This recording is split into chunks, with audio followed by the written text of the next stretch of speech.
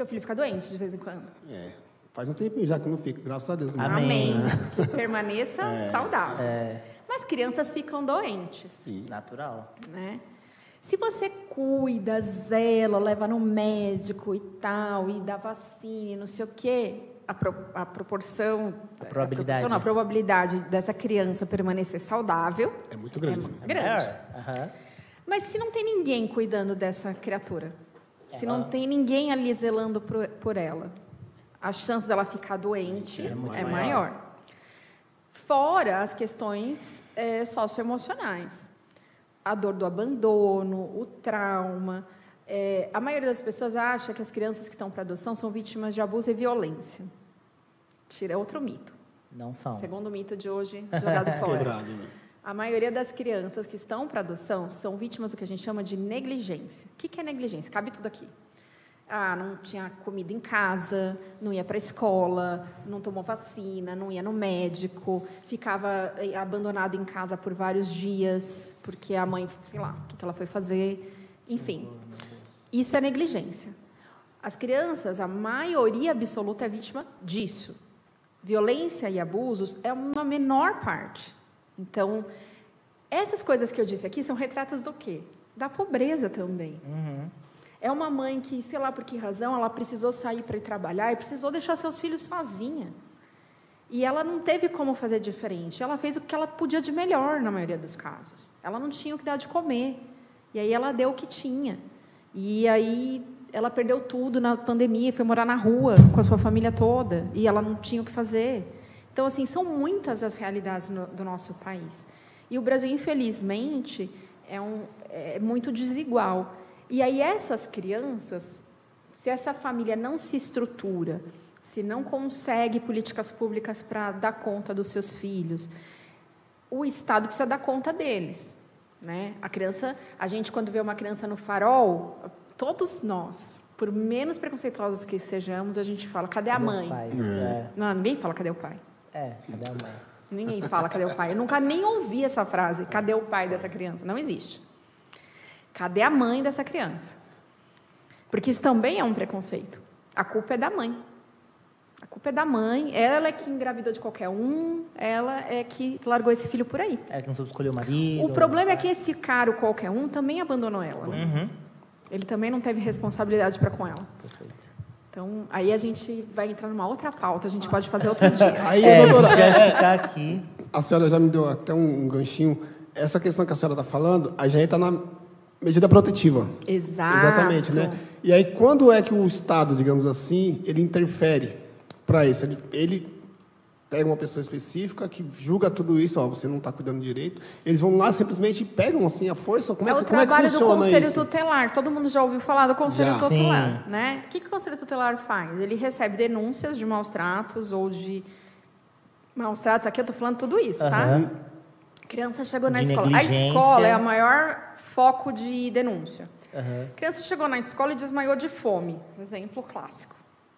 Acontece todo dia. Não se esconde com o que eu estou dizendo. É real. Quem trabalha em escola já viu uma criança passar mal de fome. Tem muita criança que vai na escola para comer. Vai na escola para comer de manhã e vai no CCA à tarde para comer também, porque é só essa refeição que ela vai ter. Ela vai chegar em casa e vai dormir com fome.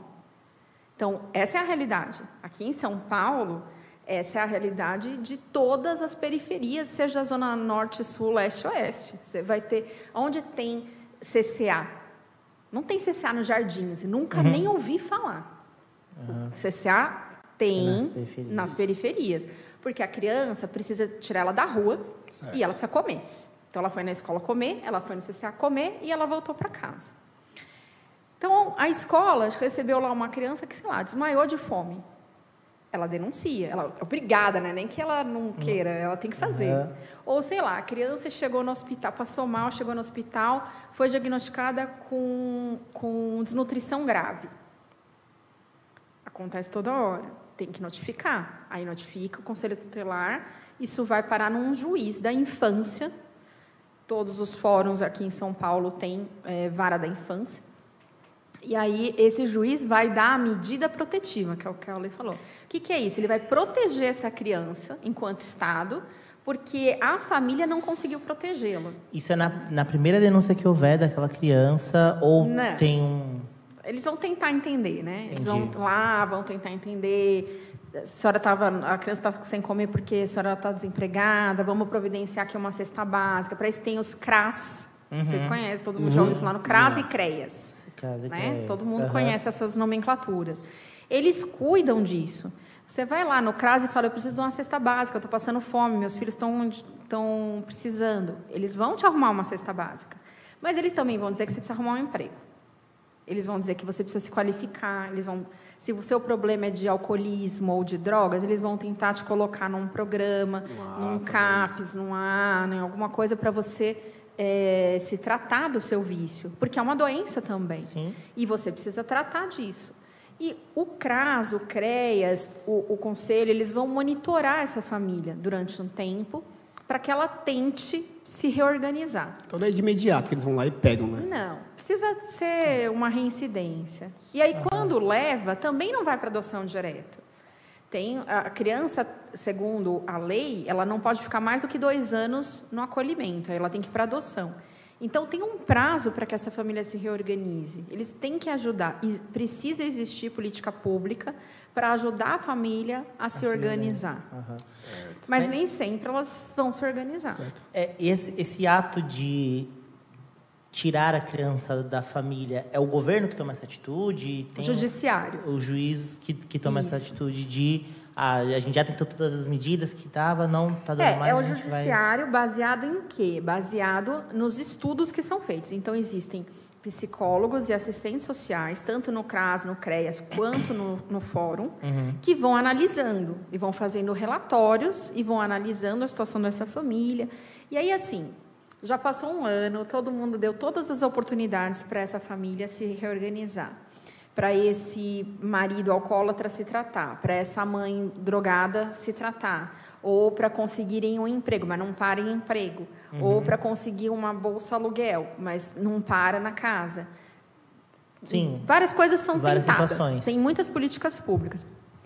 Longe de mim dizer que o nosso país é um país bom em políticas públicas, não é disso que eu estou dizendo.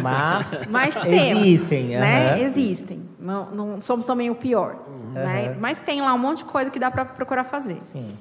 Tentamos de tudo, nada deu certo. Bom, então, a criança, lembra que eu disse que a criança ela é o protagonista agora? Certo. Sim. A criança não pode ficar dependendo do adulto organizar a sua vida. Ela não pediu para nascer. Porque a criança é dependente também. Ela é dependente do adulto. Ela não pode ir trabalhar. Então, o adulto tem que se organizar. O Estado não vai ficar esperando até que dia você vai organizar a sua vida para você ter seu filho de volta.